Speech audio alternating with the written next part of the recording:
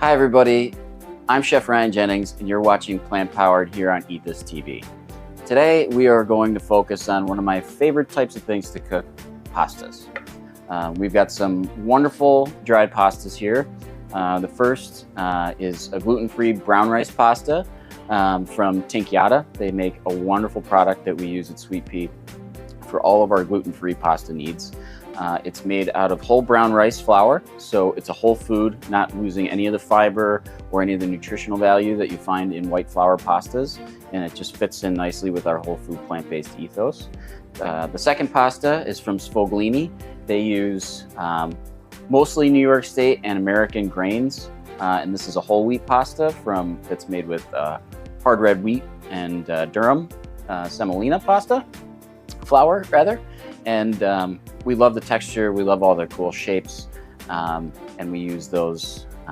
They have a wonderful porcini pasta that we use on our menu all the time. Today we're using the Reginetti. So let's get started. The two dishes that we're going to prepare, the first is a bolognese made with lentils, and the second we'll prepare is our version of pasta carbonara. So something that is the complete opposite of whole food plant-based, right?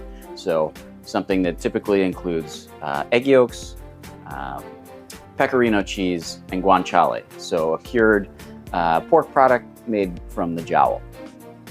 I'll show you how we're gonna make our version later. I think it really stands up to the original, but we'll get started first with the lentil bolognese because there's a little bit more prep and it's gotta cook a little bit longer.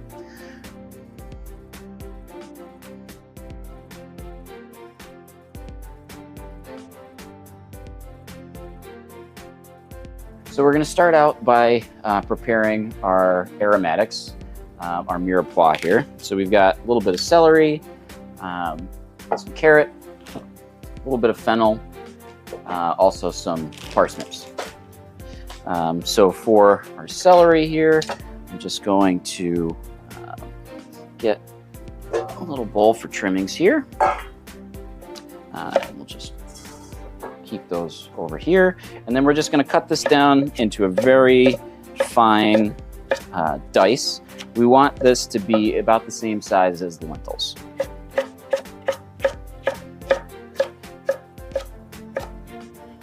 Okay, so we'll just go through and just finely mince our celery.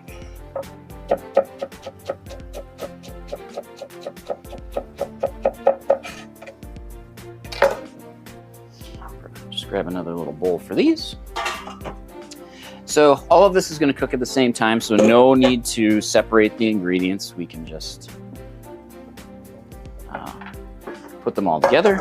So we've got our bowl to help collect our trimmings that we can use to make a vegetable stock.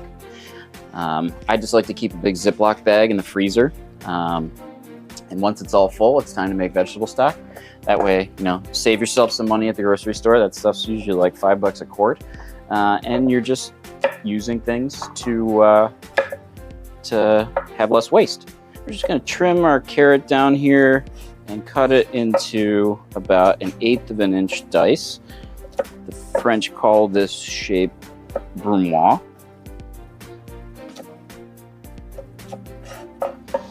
And then, so the brunoise comes off of the julienne.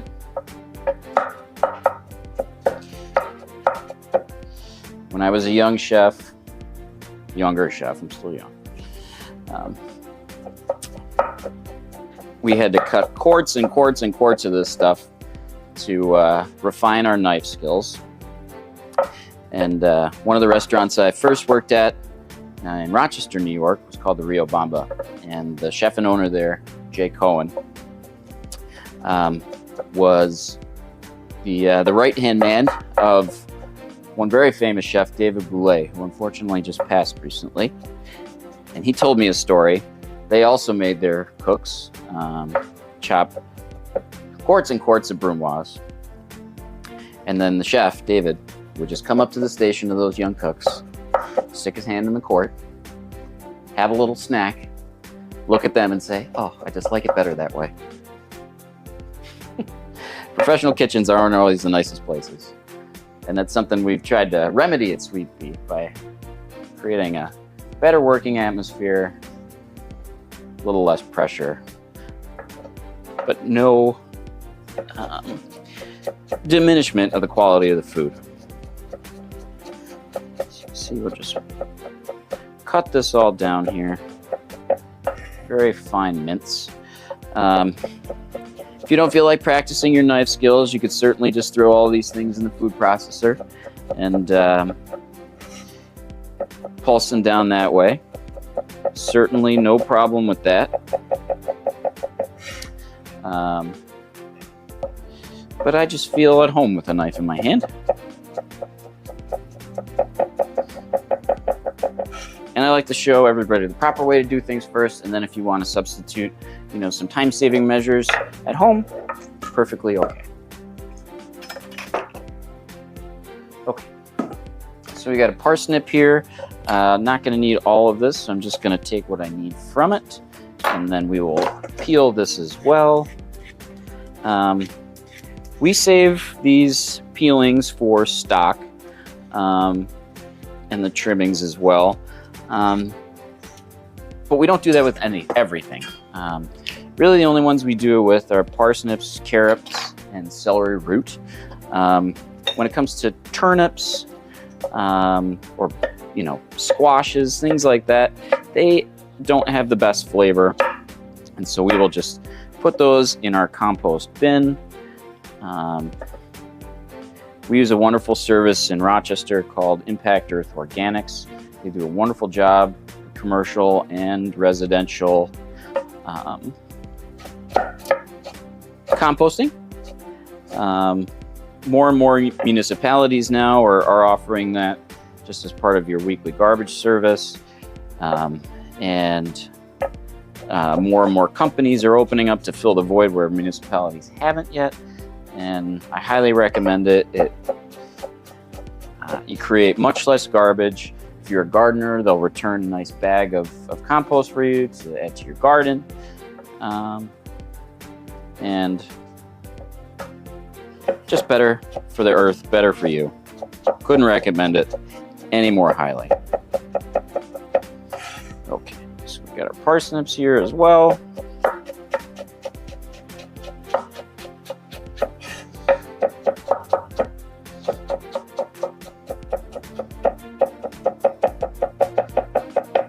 Perfect. Okay. Now, we're also going to include a couple of mushrooms here, and we trim the bottoms here. We've already wiped these down. Remember that mushrooms are very porous, and the best way to clean them is just to use a damp towel to wipe them off rather than submerging them in water, because when you submerge them in water, they soak that all up, and when you go to saute them, they will leach that water out and won't brown very well. So we're going to cut these mushrooms just very similar to the way that we would cut an onion. So by going across here this way in about 8-inch slices, and then back through this way, and then back through again until we have a nice dice there. Come back through the remaining pieces and repeat that with our other mushroom. And you'll see here, with the exception of this mushroom, how I complete one task before I move on to the other, even if it's such a small task as going this way and that way with a mushroom. This leads to much cleaner, much more efficient knife work and skills, preparations. Also, you can just get through that prep work a lot faster. I mean, people often ask me, in a restaurant, how could you possibly have, 20, 30 menu items all ready to go and all coming out at the same time? It's because as cooks, we learn to be as efficient as possible. And the earlier you find that in your career, I think the better it is. So we are also just going to thinly slice some garlic cloves here.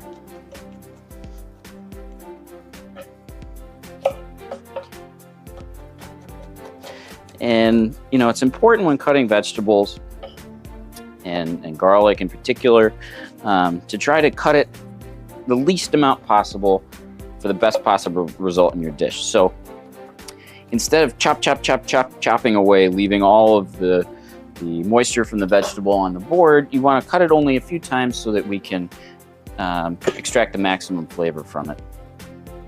There. We're also going to add some onion to this. So we'll just trim off the top, trim off the root end, but leave the root end intact. And then cut down right through the center there. Peel off the first and oftentimes second layers so that we have a nice onion there. These are perfect for stock. The skins give it a nice golden brown color. And then again, just as we cut the mushroom, cut this way. And again, the other side here. Perfect. This also goes a lot more quickly when you have a nice sharp knife. I've been using Glestane knives for most of my career.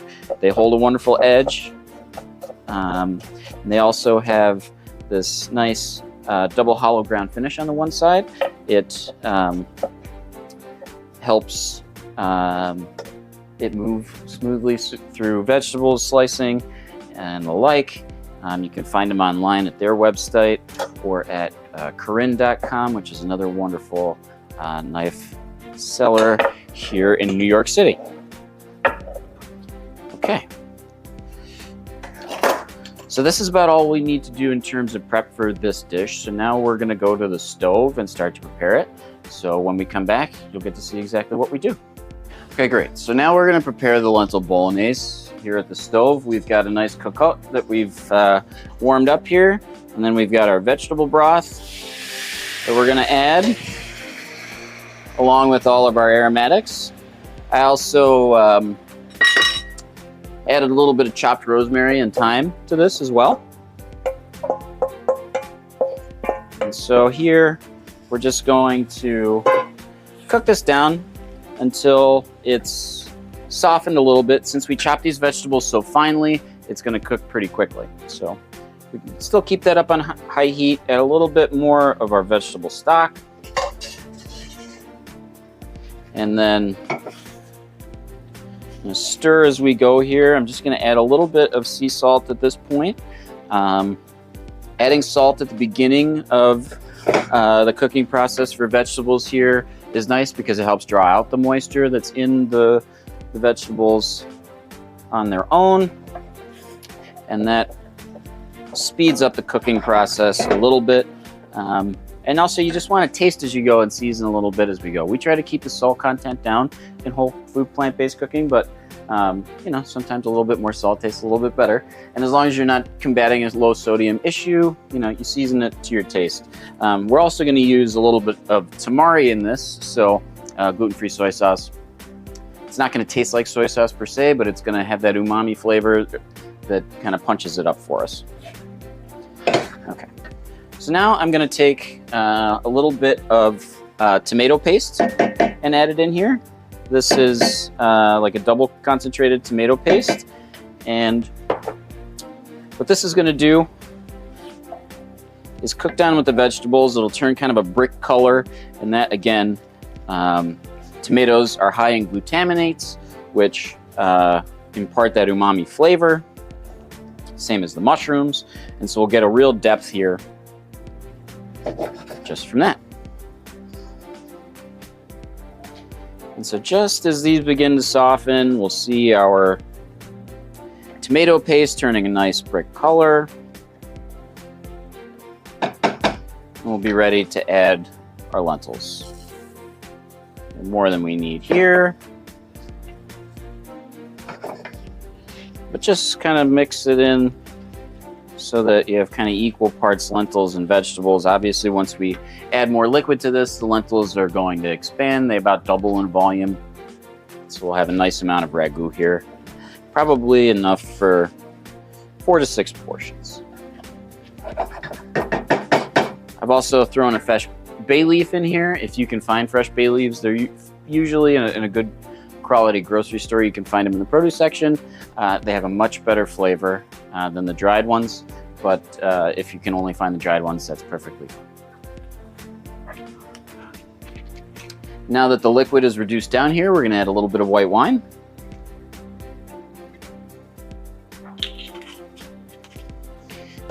And a little bit of the tamari. We use the Sanjay brand. We've always liked the flavor. Really has a nice umami punch. Enjoy it quite a bit. Now, I'm also going to add a little bit of crushed tomato. We at Sweet Pea use the Jersey Fresh brand of crushed tomatoes. They have a wonderful flavor, and they also only contain tomatoes, basil, and a little bit of salt. You'll see oftentimes with canned tomatoes that they'll have citric acid in there as well, which there's nothing wrong with it per se, but they do that to change the acidity level to preserve shelf life. So if you can find ones without it, it means that the tomatoes themselves had enough acidity to be canned that way, and I find that they are a better product. Okay, now we're going to add just a little bit more of our vegetable stock to cover the lentils. Stir to combine it here. Just want to check the seasoning here as well. It's important when cooking lentils that you get the seasoning level right at the beginning so that that flavor is imparted throughout the entire lentil.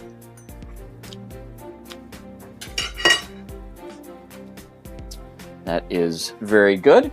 And so now I'm just going to throw the cover on this, turn the heat down to medium, and simmer that until those lentils are tender. And as that's cooking, we are going to prepare the sauce for our carbonara. So stay tuned and we'll be right back. Welcome back, everybody. So while our lentil bolognese is simmering away back there, we are going to start preparing the sauce and garniture here for our pasta carbonara. So to start, as I mentioned at the top of the show, one of the key components to pasta carbonara in the most traditional sense is guanciale. So this is the pork's jowl that's been cured with salt and oftentimes fennel seed, black pepper, and rosemary. So we are going to do that with this king oyster mushroom. I like to use this particular mushroom for this because of the texture. The guanciale itself, when you cook it, has a little bit of a chewiness to it. And these king trumpet or royal trumpet mushrooms also have that as well. So we are going to save the cap for another use and use that trimming there for stock. And then we are just going to cut this down into little batons that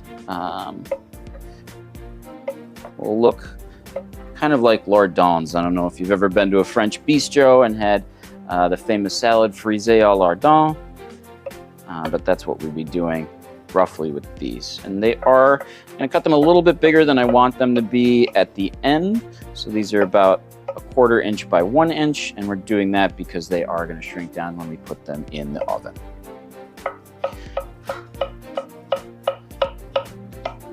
Perfect. Okay, so we've just got a little very clean saute pan there, and we are going to place them in. We've got some rosemary here. So when you're picking herbs, always start with the root end away from you, and then you want to pull the herbs away from you towards that root end. If you pull up like this, you get parts of the stems, it's a little harder. So it's always important to do it that way.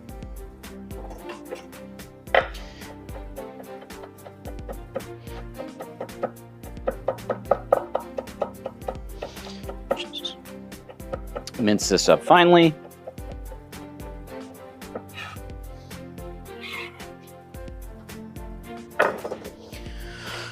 Then we've also got some black pepper.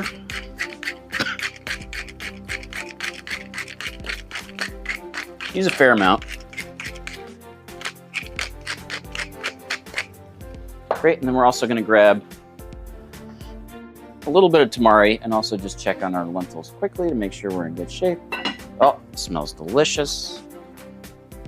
Can't wait to have a taste. And a little bit of tamari here. And then we've also got some fennel seeds. So I'm just gonna crush these up a little bit. And we haven't toasted these yet because when we roast them in the oven, they'll get toasted up.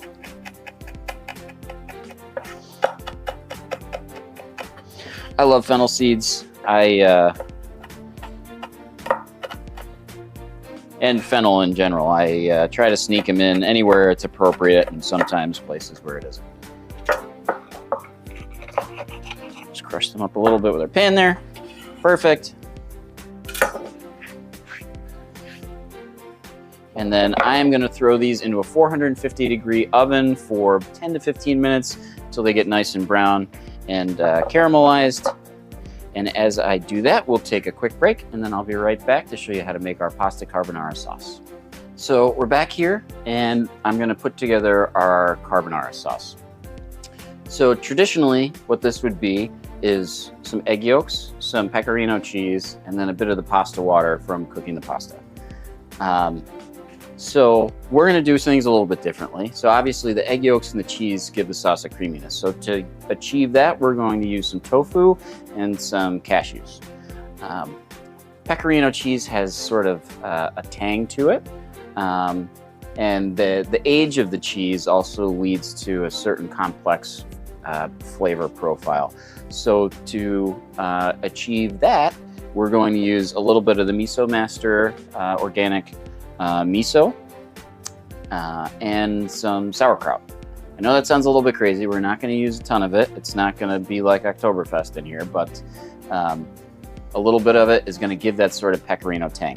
And then we're going to finish that off with some nutritional yeast that'll add also a little bit of a cheesy component and some smoked paprika. So we're just going to, we don't need all of this tofu, but we do need most of it. So I'm just going to cut that down a little bit and put it into our Vitamix blender here. Anybody who's been watching along this season, you can see what a workhorse this thing and how often I use it. An indispensable part of our kitchen. So then we're going to take some cashews as well. A bit of that nutritional yeast.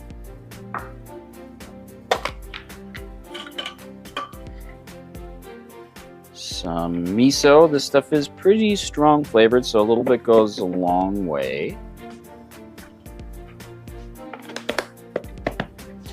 Okay, and then we are going to add a little bit of smoked paprika. And then a little bit of the sauerkraut itself, and then a little bit of the brine.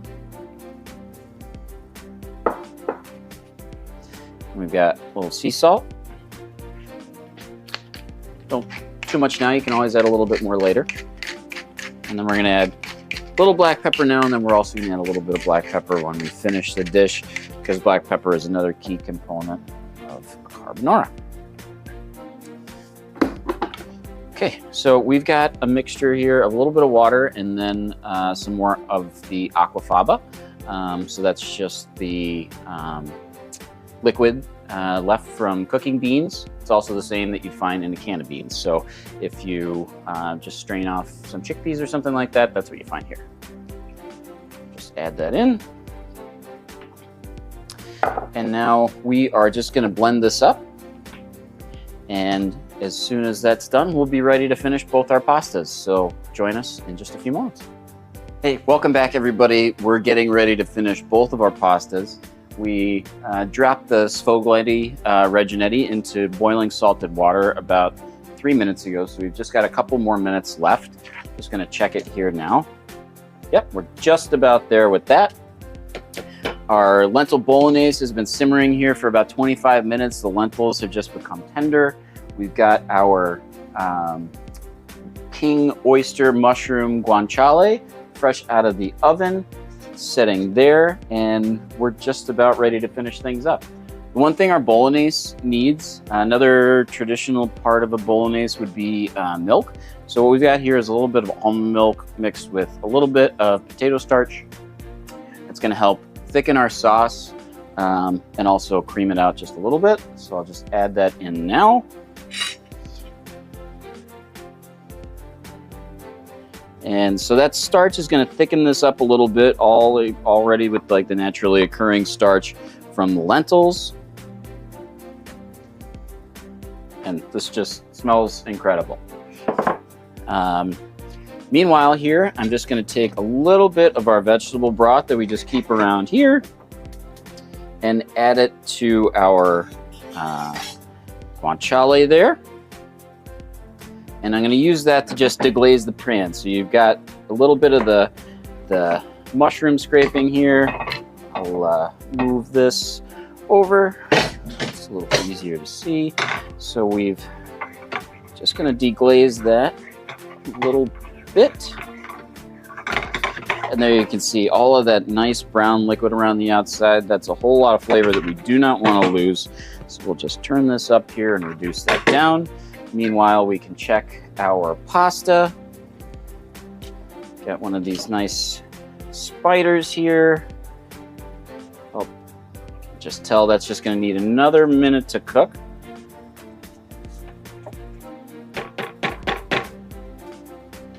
Perfect. And so as we do, we'll just reduce this liquid down just around the mushrooms again, glazing them in their own juices. It's going to add a very nice component there.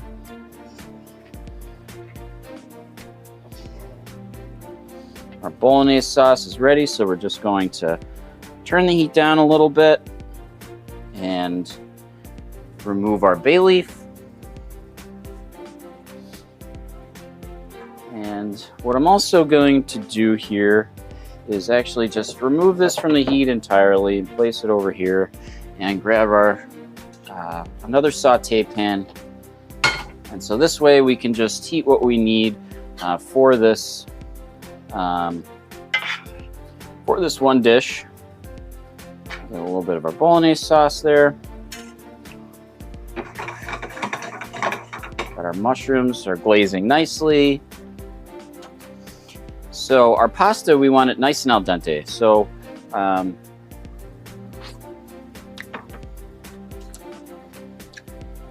we want it to have a nicer toothsome bite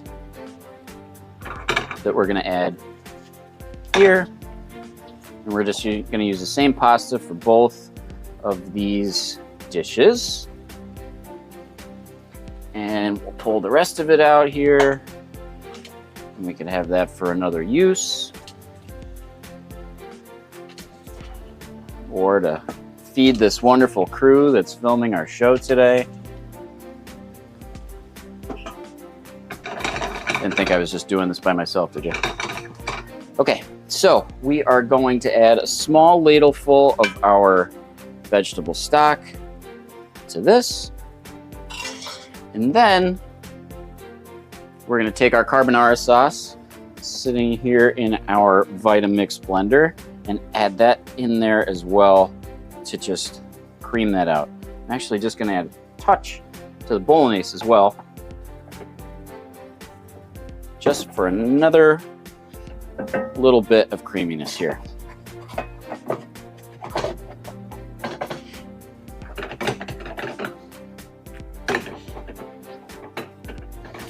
Perfect.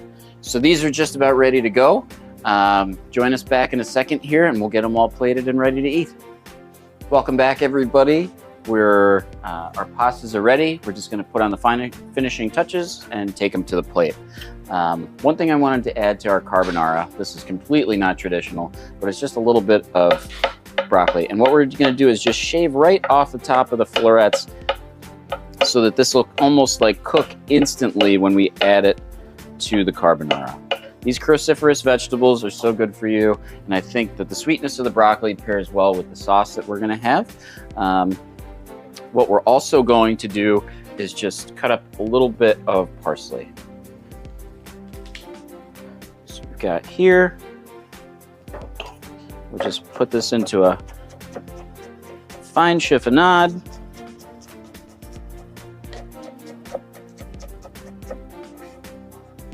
And then we can go to the plate. So we've got our carbonara here. It's been bubbling away nicely. It smells delicious. It looks delicious. That sauce is reduced down with a little bit of the pasta water to coat the pasta itself. The mushrooms were glazed nicely and added to the sauce. We're just going to add our parsley,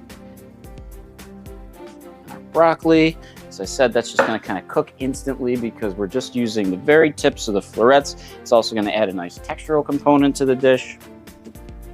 We're going to finish this with a bit of black pepper.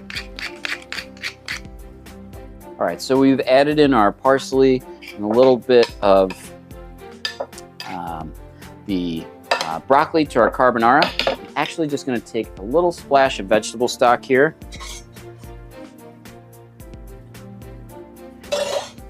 Just because that sauce had thickened up just a little bit too much when we added the pasta in, and the naturally occurring starches from the pasta. Just kind of mixed with the sauce. And so we're going to take this down and start plating our dish here. It smells incredible. And looking at that now, it's kind of hard to believe that we made this using all just plant-based ingredients. Really looks like a traditional pasta carbonara, and tastes pretty great too. Now, I think I just want to add a little bit of black pepper on top. We don't need anything else. Clean up the edge of our plate. And then we can plate our lentil bolognese. So again, here, I'm going to finish this with just a little bit of black pepper and some, I think I'm going to add some basil to this. I think it'll complement the tomato that we've got in here well and provide a little contrast for these two different dishes.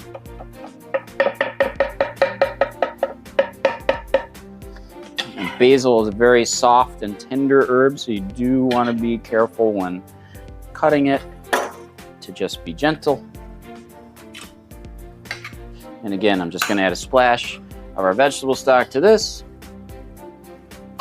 just to get it to the perfect consistency here. You know, when saucing pasta, you want the sauce itself to stick to the pasta. It should have a little bit left on the pan, not too much.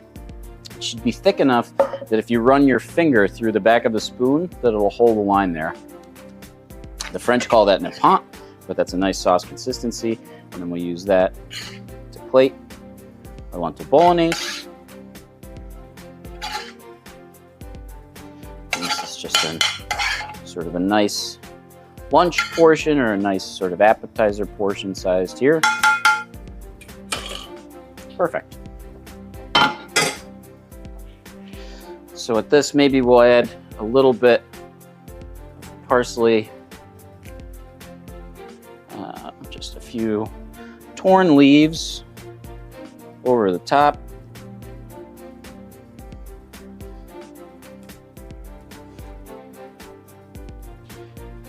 And there we are. Our two dishes today, a lentil bolognese and pasta carbonara. Two wonderful plant-based recipes that you saw come together fairly quickly. The ragu just taking about 25 or 30 minutes to cook, and the pasta carbonara really taking as long as it takes for you to puree the sauce, roast the mushrooms, and cook the pasta. So, you know, things that you could get on the table in certainly less than an hour, maybe even less than that. Thank you so much for joining me today as we prepared some of my favorite pasta dishes. And once again, I am Chef Ryan Jennings of Sweet Pea Plant-Based Kitchen. Thank you for watching Plant Powered today on Eat This TV. We'll see you soon.